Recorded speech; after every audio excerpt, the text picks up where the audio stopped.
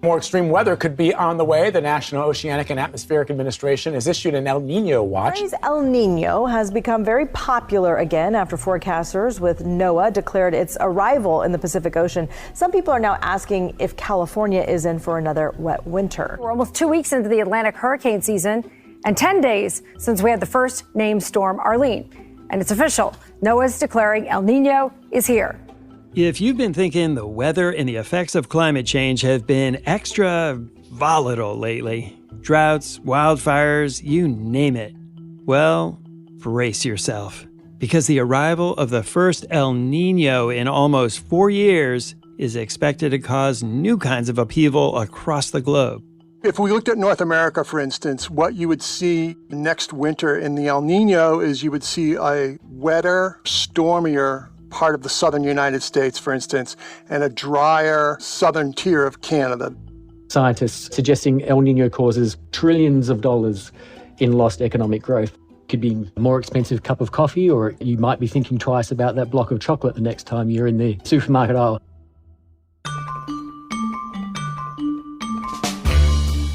I'm Wes Kosova. Today on The Big Take, Bloomberg's Brian Sullivan and Ben Sharples on what El Nino has in store for us.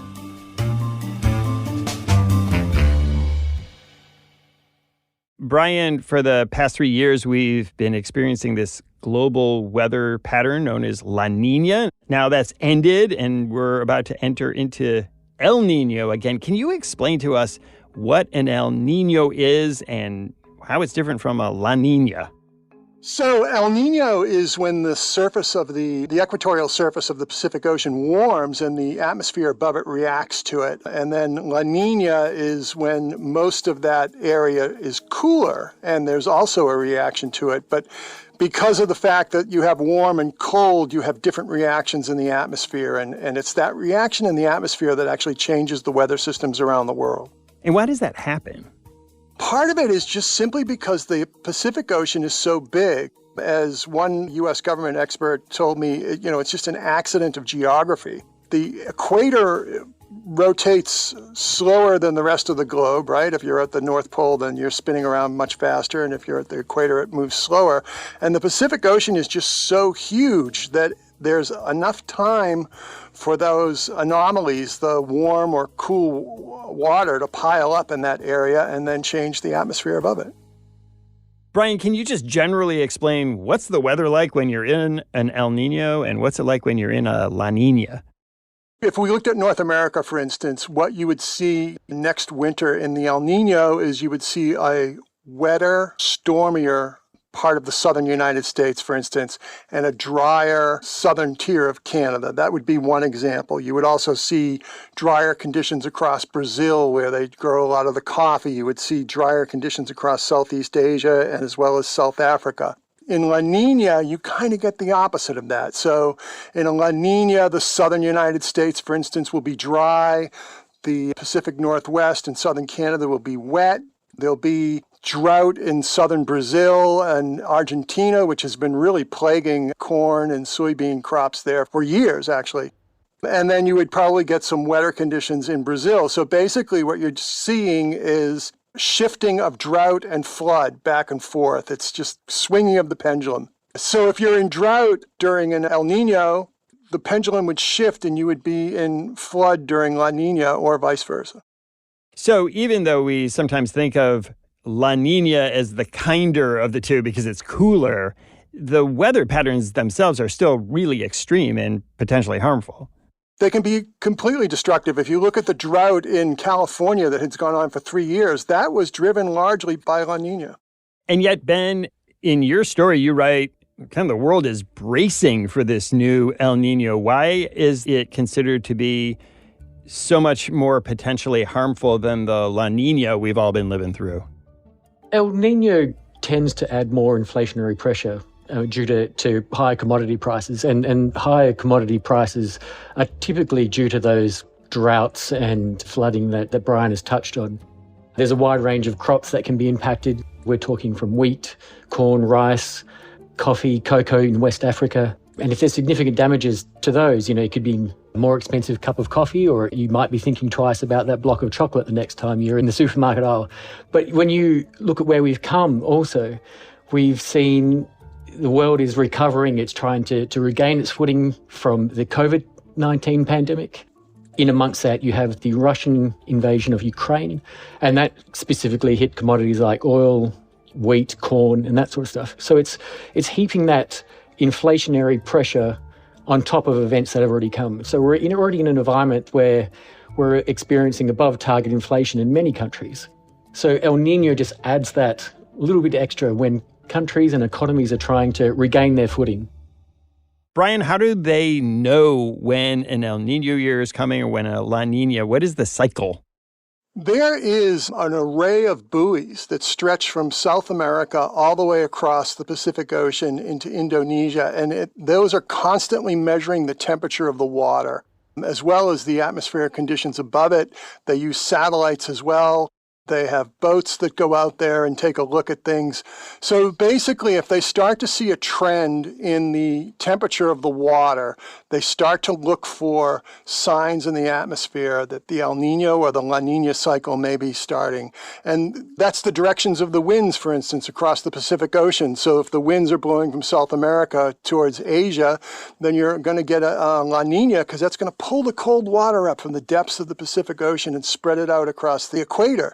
And likewise, when an El Nino happens, those winds get weaker, and that allows the sun to just bake those waters in the equatorial Pacific, and they just get hotter and hotter and hotter. So there's a lot of different signs out there that people are watching constantly.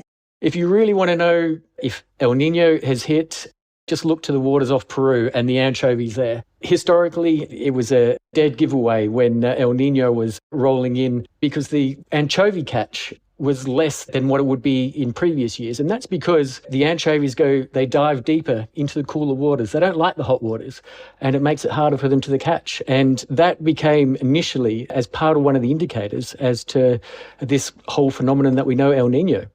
So El Nino got its name because this migration of the anchovies happened around Christmas time. The fishermen in this area noticed that it was happening at Christmas time, so they referred to it as El Nino, or the little boy, the Christ child, was born on Christmas, and that's where it came from. So the opposite, of course, is a girl. If you have a boy, you have to have a girl, and La Niña. And how has climate change impacted El Nino, or the strength of it, how often this cycle occurs? So originally, years ago, decades ago, they thought that El Niños would become more common under the climate change regime, under the global warming, because, warm ocean, you would have more El Niños. But what they found in the last 20 years, that there's actually more La Niñas. And there's a lot of academic research going on right now as to try to figure out why that's happening. There's a number of interesting things, though. If you took the water temperature that would demonstrate a La Niña now, that would demonstrate the cool part of the Pacific Ocean now, and you went back in time 50 years or 60 years, that water would be warm enough to trigger an El Nino back in those days. So what you're seeing with that example is that the oceans are actually getting warmer and warmer and warmer. But El Nino and La Niña itself doesn't depend on the actual warmth of the water. What it depends on is how different the water is to each other. So if you get an area that's relatively warm in the Pacific Ocean, but it's cooler than the water on either side of it, then you will get a La Niña.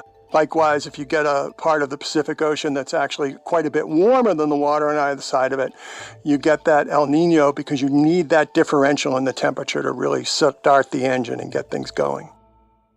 Ben, you mentioned earlier about how these forceful weather patterns can affect the price of food, the ability to grow crops. How have previous El Niños affected the food supply?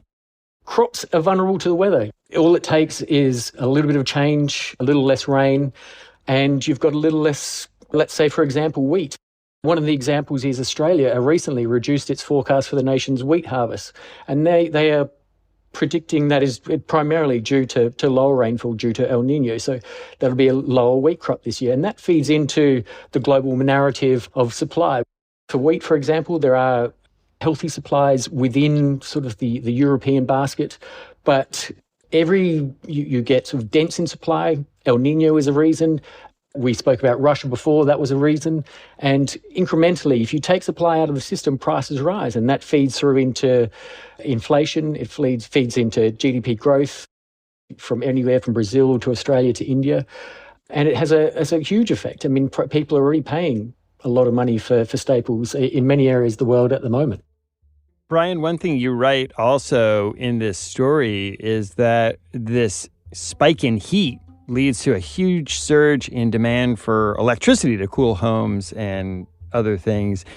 How do they anticipate this El Nino is going to affect kind of just the power grid and energy? Over the past few years, you've had trouble in California and particularly in Texas when this spike in heat comes along because it puts taxes to grid. Many of these places have a larger percentage of renewable energy online now than they had before. So when you get a really hot day, when you anticipate that the megawattage is going way up, you're going to have to start shifting electricity around the grid to make up for that. Now, if you have one of these massive heat waves, which you've seen for the past few summers in a row, you can't really start grabbing electricity from somewhere else because everyone is hot. The only way to deal with that, in a lot of cases, is to actually ask people to go offline, or you have rolling blackouts, which has happened before. Or in the extreme cases, the Communist government of China actually told people to shut down using electricity, and they closed factories. So there's a lot of stress on the system worldwide when these things happen, and especially if you get a combination of these stuck weather patterns, these big high-pressure systems that just sit over an area and they bake and bake and bake the place, you're going to see a lot more stress on the grid. Conditions the US has just called an El Nino. We're just on the cusp of El Nino, and yet across Asia we've seen it's hot. It's stifling hot. Countries from Thailand to Bangladesh to India have already broken temperature records. We've seen in China already the heat is curtailing hydropower. So that's affecting aluminum output in China. In parts of Vietnam, they've also gone into rolling blackouts. And this is pre-El Nino. And, El Nino, China, Bangladesh, this is the factory of the world. Canon, Apple, Samsung all produce various bits and pieces in these areas. And they're already facing conditions where there's blackouts in Vietnam, a key manufacturing areas up in the north. There are already stresses in the system already, and we haven't seen the worst of El Nino yet. After the break, El Nino could stir up a big storm for the global economy.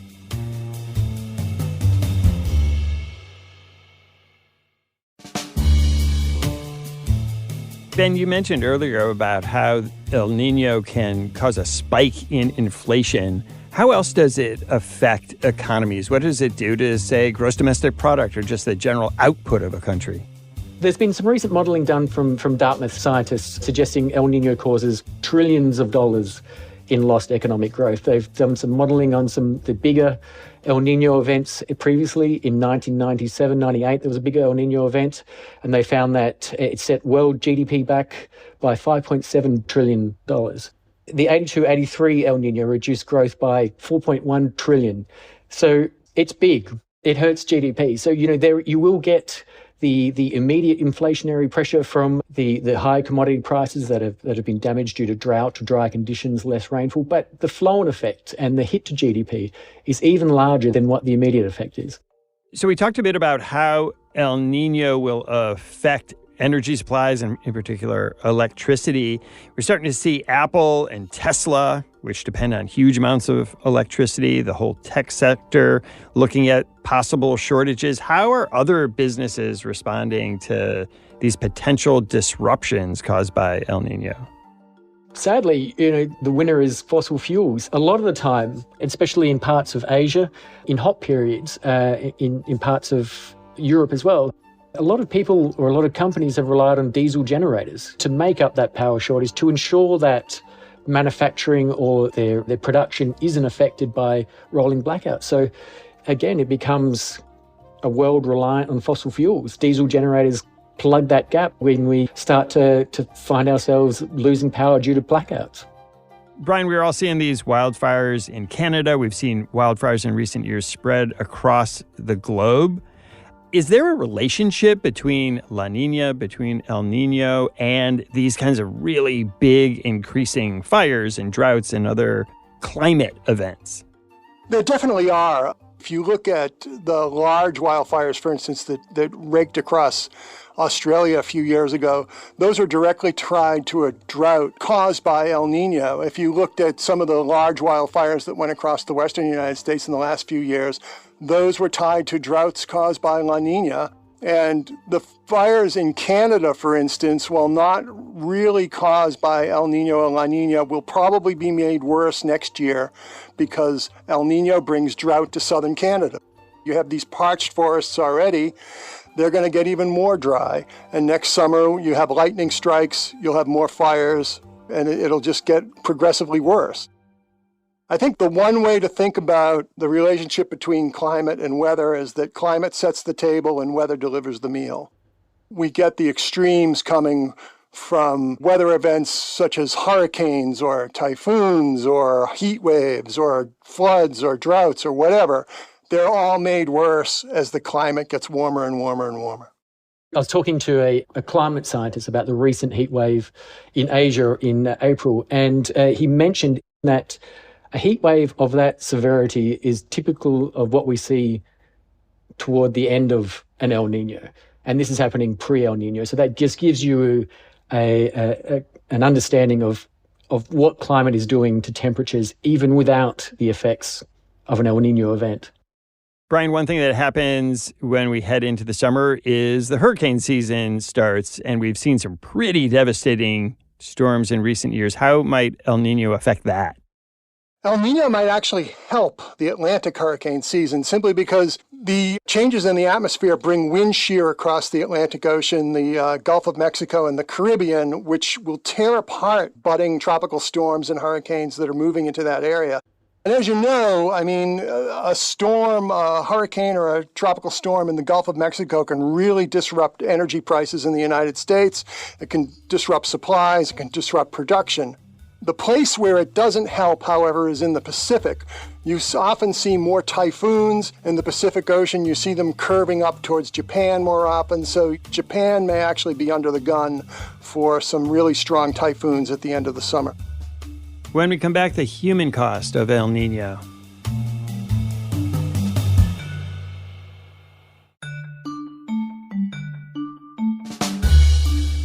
Ben, one thing we haven't talked about is how it just affects people and people's health.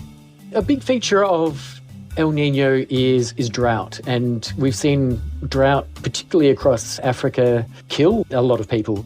There was, in 2015-16, a higher malnutrition rates, forced displacement. You had nearly 24 nations issuing humanitarian appeals of more than $5 billion. You know, drought and famine, and typically in countries that aren't really well equipped to deal with these sort of health issues. You know, usually it's poorer nations that feel the bigger brunt of it. We touched on it earlier, but you know, the haze and the smog from plantations that fires, especially across Indonesia and Malaysia, has in the past drifted across the Philippines and across Singapore. And more recently, 2019, 2020, we had the bushfires in Eastern Australia. Now, while that was considered globally a weak El Nino year, conditions were set for a huge bushfire season. You know, we've seen respiratory problems in kids, newborns and stuff like that. So public health is also a big impact, not only the loss of crops and commodities, but public health is a key aspect or a key feature of El Nino. And Ben, since this happens cyclically, is there anything that governments do to kind of prepare for it so that there aren't commodity price shocks and everybody is suddenly scrambling?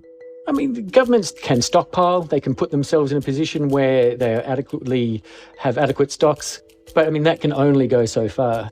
The global gets stretched very, very quickly when commodities are especially hit all across the world, and you have various events. The caveat there being it all depends on the severity of the El Nino. But we are already seeing countries like Australia reducing their forecast harvest for wheat. We've also got Thailand. They usually plant 2 types of rice crop. They're only planting 1 this time around. So they put preparations in place as best they can, but there's only so much you can do depending on the weather. Brian, you mentioned at least one good possible thing that could come of El Nino, which could possibly break up hurricanes in the Atlantic. Are there any other possible benefits, like a reason why maybe we should welcome an El Nino instead of just being kind of terrified about it? California has suffered under drought for the last few years. It was actually reversed a little bit this winter, but an El Nino, for instance, would actually help California stay out of drought for the coming year. And there are other areas, such as the crop-growing areas of Argentina and Brazil, southern Brazil. They were in drought, which was driving up corn prices, which was driving up soybean prices. Well, they should get more water this year. They should be fine. The crop should be fine. Yields should go up. So there are benefits to this in various parts of the world. And how long should we expect this cycle to last until once again it flip-flops and we're back with La Niña? Usually they start breaking up sometime around March, April, May. You'll see them. They'll peak between December, January, February, and then they'll start to break up in March, April, May. The ocean will return to a neutral state, and then the cycle may start again. Usually you don't get 2 El Niños in a row. It's more common to get 2 La Niñas in a row, and in recent years we actually had 3 La Niñas in a row, so there's a good example of that. Brian, Ben, thanks so much for coming on the show. Thanks for having me. Thanks for listening to us here at The Big Take. It's a daily podcast from Bloomberg and iHeartRadio. For more shows from iHeartRadio, visit the iHeartRadio app, Apple Podcasts, or wherever you listen.